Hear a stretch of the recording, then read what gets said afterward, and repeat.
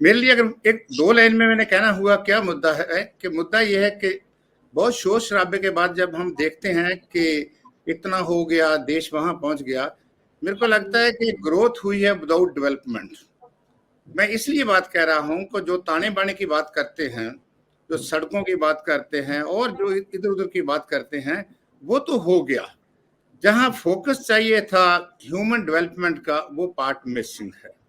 और ये मिसमैच है ग्रोथ और डेवलपमेंट में, यही इस समय में बहुत बड़ा मुद्दा बना हुआ है और पहली बार लोगों के सामने आ गया।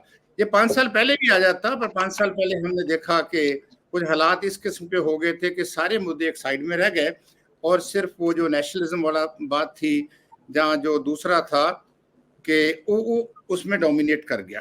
तो 5 साल वो उन मुद्दों को सभी को जो है आप उसको पोस्टपोन कर दिया। अब देखो, दो मुद्दे हैं, एक सरकारों के मुद्दे हैं, रूलिंग पार्टी वाले मुद्दे उठा रहे हैं, एक अपोजिशन वाले उठा रहे हैं।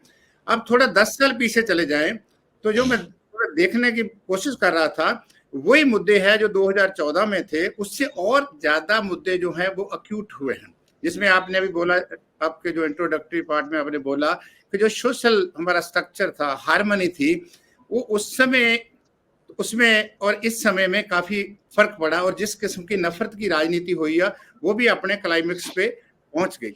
पर इसके साथ साथ में जब लोगों के मुद्दों की बात करते हैं तो किस तरीके से जो लोग थे, जो जिसको हम वी द पीपल बोलते हैं, वो कहीं सेंटर से बाहर हो गए। और जिस तरीके से इंस्टीट्यूशनल जो स्ट्रक्चर हमारा है, अपने संविधान की बात भी हम करते हैं, जो संवैधानिक इंस्टीट्यूशन की बात होती है, किस तरीके से स्लोली एंड स्लोली उन इंस्टीट्यूशन को थोड़ा थोड़ा डिस इंस्टीट्यूशनलाइज करने की तरफ चले गए। उसमें हुआ क्या कि इस अभी प्रोसेस में अथॉरिटेरियन टेंडेंसी थी, जो सेंट्रलाइजेशन ऑफ पावर और डिसेंट्रलाइजेशन ऑफ टेरर। टेरर लोगों को डराने के लिए, चाहे माइनॉरिटीज वाले हैं, चाहे लेखक हैं, चाहे पत्रकार हैं, या कोई भी वो है जो सरकार की लाइन की तरफ नहीं जाता, तो उसको किसी ना किसी तरीके से एक किस्म का इनसिक्योरिटी पैदा करना। इस 10 साल में सबसे जो मेरे को लगता है कि सेंस ऑफ इनसिक्योरिटी बहुत हर जगह पे पैदा हो गई।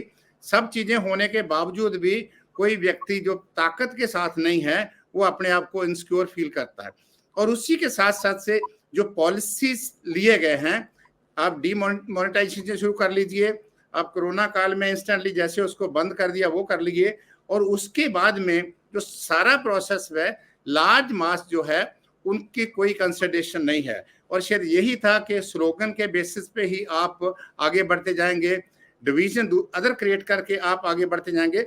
लोगों के मुद्दे, जैसे मैंने बोला 2014 में, उस समय भी मुद्दा अनएम्प्लॉयमेंट की बात थी, उस समय भी महंगाई वाली बात आती थी, उस समय में पॉलिसी पैरालिसिस की बात आती है। अब उस समय पॉलिसी पैरालिसिस की बात करते हैं, अब टोटल सेंट्रलाइज है।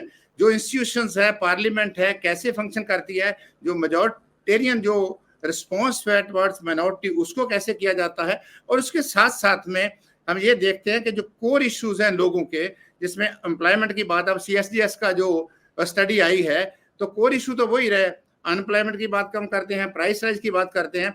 और अगर हम पंजाब में देखते हैं तो किसानी जो है देश के ऊपर, खास करके पंजाब में, वो सीरियस क्राइसिस में, और जिस तरीके से वो 3 कानून बने और कानून को पलटने के लिए जो मास मोबिलाइजेशन हुआ है, जो पीसेंट्स जो ऑर्गेनाइजेशंस ने 13 महीने तक वो वहां लड़ाई लड़ी है, और उसके बाद उन कानूनों को जब वापस आया है और किस किस्म का नैरेटिव जो है वो सारा बिल्ड किया। मेरा कहने का मतलब है कि किसानी का मतलब वो तो नहीं है जिसको जमीन जिसके पास है, जहाँ जो टेनेंट है, जहाँ शेयर क्रॉपर है।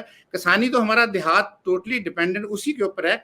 और जिस तरीके से मिसमैच हुआ है, किसानों के सुसाइड हुए हैं, उनकी इनकम कम हो रही है, वो नॉन लिटरेसी उनमें ज्यादा है, और आप उनको मार्केट इकोनॉमी की तरफ पुश कर रहे हैं, तो ये बात तो लोगों को समझ आ गई। मैं पंजाब की बात कर सकता हूँ, अभी भी बहुत बड़ा एक प्रोटेस्ट चल रहा है, और जो बीजेपी के जितने भी लीडर हैं, बीजेपी के जितने दूसरे और लोग आ रहे हैं, इवन प्राइम मिनिस्टर साहब आए थे, वहां भी पटियाला में भी बहुत बड़ा प्रोटेस्ट हुआ था, और लोगों के भी हो रहा है कि कोर इश्यू को जब आप डिस्कस नहीं करते तो उससे आप जो है एक और तरफ की राजनीति प्ले कर दो, तो वो जो लोगों की लाइफ लाइन के इशू है उनको साइड से।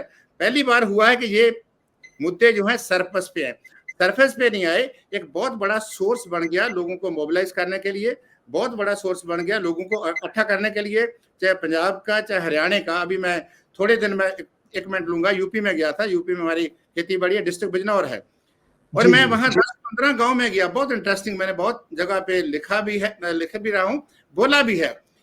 मैं पहली बार देखा है कि गांव में आपको कोई इसमें हिंदू मुस्लिम की बात नहीं करता, और कोई आदमी जो जो इनका जो आर्गुमेंट है, सरकारी जो आर्गुमेंट है, उसकी तरफ नहीं जा रहे हैं, वो बात ही कुछ और है। और आप इस सरप्राइज होंगे, रैंडमली लोगों से बात कर लीजिए तो वो बात जो है वो हाथ की बात कर रहा है।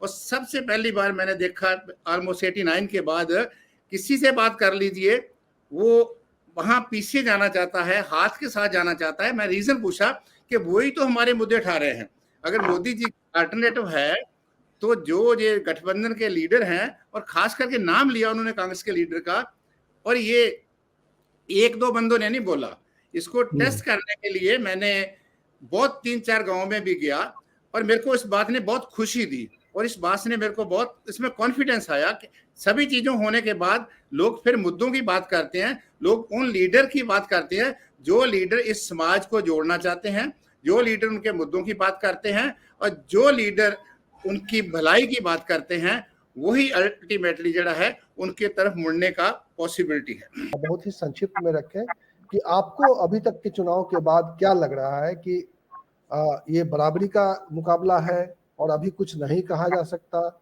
या मुकाबला में कोई भारी पड़ता हुआ आपको दिख रहा है? थोड़ा स्पष्टता के साथ कहेंगे। मैं आपके पास, सैफो साहब आपके पास आ रहा हूँ। सर पंजाब में हर जगह है, दो इशू होते हैं। पिक्चर अगर आप सिर्फ पंजाब की बात करना चाहते हैं तो पंजाब का अलग से कर दें, और पूरे देश में क्या देख रहे हैं? मैं पंजाब की बात करूंगा। पंजाब के एक तो लोकल लेवल के मुद्दे हैं जो पिछले लंबे समय चल रहे हैं। ड्रग का इशू बहुत सीरियस है, और उसके साथ साथ में अनएम्प्लॉयमेंट वो सभी जगह है, पर ड्रग इशू बहुत सीरियस है, और उसी की वजह से जो यूथ की इनवॉलंटरी माइग्रेशन हो रही है वो बहुत बड़ा कंसर्न है। जहाँ पीजेंट्री का इशू नेशनल लेवल पे है और यहाँ भी है। फर्स्ट टाइम हो रहा है कि बीजेपी और अकाली जो अलग अलग से लड़ रहे हैं, पिछली जो 6 इलेक्शन थी 98 ऑनवर्ड, ये दोनों इकट्ठे होते थे। बीजेपी 3 जगह लड़ती थी, अमृतसर उसके पास होता था, गुरदासपुर होता था, और ये होशियारपुर होता था। 10 पे अकाली दल लड़ता था। तो ये कई बार जब इकट्ठे होते थे, ऐसा होता अल्टरनेटिव हमारे अकाली कांग्रेस रही 2014 तक, जब आम आदमी पार्टी ने वहां एंटर किया है। तो ये फर्स्ट टाइम है कि कांग्रेस, अकाली, बीजेपी, आम आदमी पार्टी और कुछ इंडिपेंडेंट भी हैं, जैसे आपको अमृतपाल सिंह के बारे में भी शायद आपने सुना होगा, जो खडूर साहब से लड़ रहे हैं। एक वो दूसरे जो पिछली बार जीते थे मान साहब, वो भी लड़ रहे हैं। अब सिचुएशन बहुत क्लियर है कि बीजेपी कोशिश कर रही है, और ये कोशिश बहुत डिफरेंट किस्म की है कि रूरल एरिया में तो इसको ब्लॉक किया हुआ है। अब ये अर्बन में जो कुछ कर रही है, हिंदू के साथ करके दलित को साथ में जोड़ना चाहती है, पर समस्या दलित भाईचारे की वहां आ जाती है जब संविधान का क्वेश्चन सामने आ जाता है। अकाली दल का ढांचागत क्राइसिस है। ये हमने देखा कि बीजेपी जिस भी रीजनल पार्टी के साथ लगी है, उसको आस्ते आस्ते में इसने डिस्प्लेस करके वहां मेन स्ट्रीम में ये आ गई है। अकाली दल के साथ भी ऐसा ही हुआ। दूसरी बात बीजेपी की बात है, हम ढूंढना पड़ता है कि बीजेपी में बीजेपी का लीडर कौन है। सारी बीजेपी जो हो, कांग्रेस ने वो उसमें इंडक्ट करके, आप देखिए जो बीजेपी का प्रेसिडेंट है, पहले वो कांग्रेस में पहले प्रेसिडेंट होता था, और जो अमरिंदर सिंह थे मुख्यमंत्री थे, वो भी वहां थे, मंत्री भी वहां। और विडंबना इस बात की है कि नेशनल जो अलायंस है वहां कांग्रेस पार्टी और आम आदमी पार्टी का अलायंस है। हरियाणा में भी है, दिल्ली में भी है, गुजरात में भी है। यहाँ दोनों आमने सामने लड़ रहे हैं। मोटे तौर पे देखा जाए कि ये फाइट जो है इस समय आम आदमी पार्टी और कांग्रेस के बीच में है। आम आदमी पार्टी का सपोर्ट बेस ये है कि जैसे फ्री इलेक्ट्रिसिटी की बात करते हैं, आम आदमी क्लिनिक की बात करते हैं, पर उसकी सबसे बड़ी समस्या है कि उसके पास केडर नहीं है, उसके पास पार्टी नहीं है। उसने इधर उधर से डिफेक्ट करके 5 मंत्री लड़ रहे हैं, और दूसरी तरफ कांग्रेस के पास जो उन्होंने अपने लोग खड़े किए हैं वो काफी सॉलिड लोग हैं और वो जाने पहचाने लोग हैं। अगर मोटा देखा जाए तो वो है कि कांग्रेस और आम आदमी पार्टी के बीच में मुकाबला है। अकाली दल बहुत दूर खड़ा है। देश का पिक्चर में क्या देख रहे हैं? उसमें कांग्रेस इंडिया अलायंस भारी दिखाई दे रहा है आपको कि बीजेपी दिखाई दे रहा है? सर मैं तो बहुत आशावादी हूं इस मामले में, और जो मेरा थोड़ा सा तजर्बा है, वो घड़ा जो था ना वो भर गया, अब वो ओवरफ्लो हो रहा है। उस 70 साल की जो हमारी डेमोक्रेसी थी, जहाँ इंस्टीट्यूशन का एक्सपेरिमेंट था, जहाँ हमने जो अपनी फ्रीडम, पर्सनल फ्रीडम, सर ने बोला, वो एंजॉय की थी। ठीक है, वो एक 75 का दौर था जो इंदिरा गांधी के समय का था। दूसरी तरफ ये देखो कि ये पार्लियामेंट्री निजाम है। पार्लियामेंट्री निजाम में जो सारी ताकत एक व्यक्ति के हाथ में आएगी तो वो पार्टी भी डूबेगी, देश भी डूबेगा। मेरे को लगता है कि जिस तरीके से इंडिया अलायंस ने फंक्शनल अरेंजमेंट किया है, ममता के साथ नहीं हुआ कोई बात नहीं है, बिहार में हो गया, यूपी में हो गया और स्टेट्स में हो गया, तो मैं तो बहुत आशावान हूं, जैसे सभी लोग हैं, कि चेंज होगी। खुदा ना खास्ता चेंज नहीं भी होगी, पर जैसा बर्ताव ग्राउंड पे हो रहा है, जैसी ग्राउंड नीचे से रेजिस्टेंस आ रही है, जैसी ग्राउंड स्वेलिंग सपोर्ट डेमोक्रेसी के लिए आ रही है, वो आने वाले समय में मेरे को लगता है कि वो पुराना और जो हमारा ग्लोरी थी डेमोक्रेसी की, उसको रिवाइव कर देगी। हाँ, ये बात ठीक है, एक्सपायरी डेट हम मानते हैं कि एक्सपायरी डेट होने वाली है, और पता नहीं होता 77 में भी इंदिरा गांधी को उसने प्री मैच्योर इलेक्शन करवा ली थी, और पता लगा था, जोशियों ने बताया था कि आपकी बहुत पॉपुलर हो गए, और इतना तो नहीं होगा, चेंज की पॉसिबिलिटी एटलीस्ट। और पंजाब में रजिस्ट करता है।